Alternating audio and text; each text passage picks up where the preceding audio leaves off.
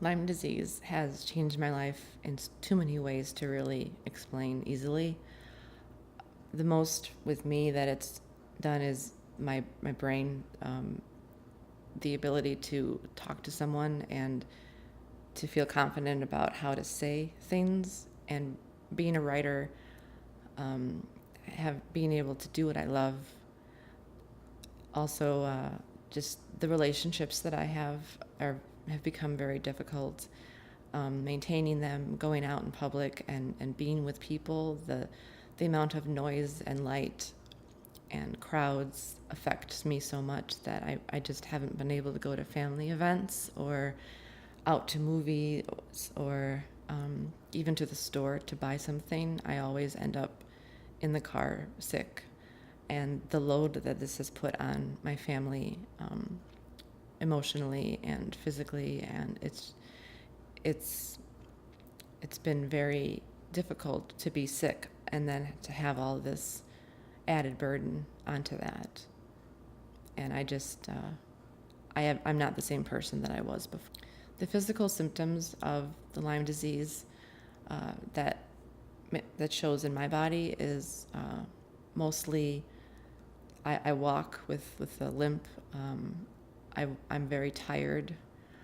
I get lots of central nervous system problems, like burning in my feet, stabbing, this feeling of my limbs being on fire, mostly my legs and my feet. I've been getting progressively worse with seizures. In fact, right now it's been 3 days that I've been off and on having atypical seizures. Sometimes I lose my speech. There's a lot of psychological symptoms, and I get really out of breath. I can't walk long distances. I've had to go down to part-time work. I lose my memory. I forget so much. I get such pressure in my brain. It feels like there's a machine that's squeezing my brain on the inside that causes intense pain. And half of my body sometimes goes frozen and tight. Like my left side right now, it's starting to do that a little, which is sometimes the precursor to a seizure. And so it's affected everything. Before Lyme disease, I could go to my kids' graduation comfortably and not leave early. I could go to their music concerts and not have to wear sunglasses and earplugs to everything.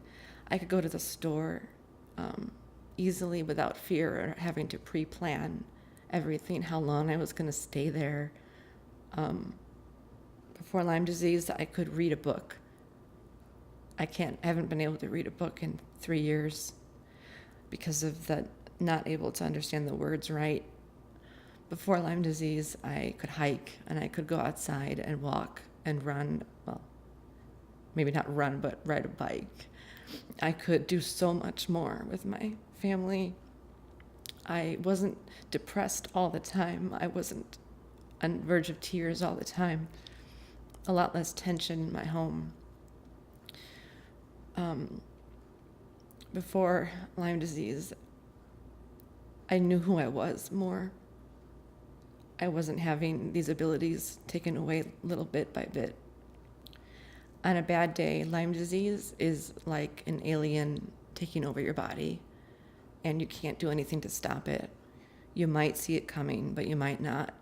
And all of a sudden, things become very unreal, and you can't do anything to make it go faster, the symptoms to end. You can't fully explain to people what's going on because you look fine on the outside, but so much is happening inside that people don't see and they think you're fine.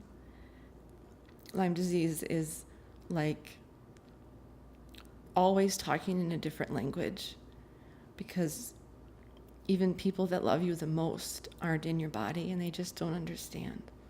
What I fear most about having the chronic Lyme disease is things getting worse the way that they kind of have been the past year to 6 months, faster. I'm scared of the things that Lyme disease can often turn into, like Alzheimer's or other very scary things. But I think the biggest thing is I know that besides heart defects or heart complications, the number one killer of Lyme disease is suicide. And I am a really big fighter, but I've tasted the disappointment and the discouragement and the isolation and the desperation that Lyme disease causes. And while I've had depression my whole life, and I know what to do to battle that, Lyme disease puts a weight on you that it's very difficult to get up out of. And so I don't like to talk about this much, but that's my biggest fear, that one day it's going to win. What I wish people knew about Lyme disease is that it's an epidemic. People think it's just a 30-day illness that gets cured with antibiotics. And for some people it is. For some people that have great immune systems and get the help right away, it can be okay. But for the majority of people, it's not, and more people have it than they realize. I wish that doctors knew more, and I wish that the medical community was more supportive. I really wish that it would be understood that what you see with your eyes is not what is there when someone has Lyme disease. Everything's on the inside. I wish that the psychological aspects of Lyme disease can be more understood and looked into and advocated for. The absolute worst thing about Lyme disease for me doesn't actually have to do with what I'm feeling, because I don't want to deal with my body crashing and kind of deteriorating, but the worst thing for me is what it's doing to my family. It's scaring my kids. I'm not able to be fun and silly and active anymore. I'm not able to go places and to participate in life. And while it's horrible for me as a person to experience that, I don't want my kids to remember the largest portion of their lives, these years, to have an absent stepmom. Because I wasn't like this before I got sick. I was fun and I was active. And I just want them to remember me, the real me, not the sick me. Because I am so much more than this.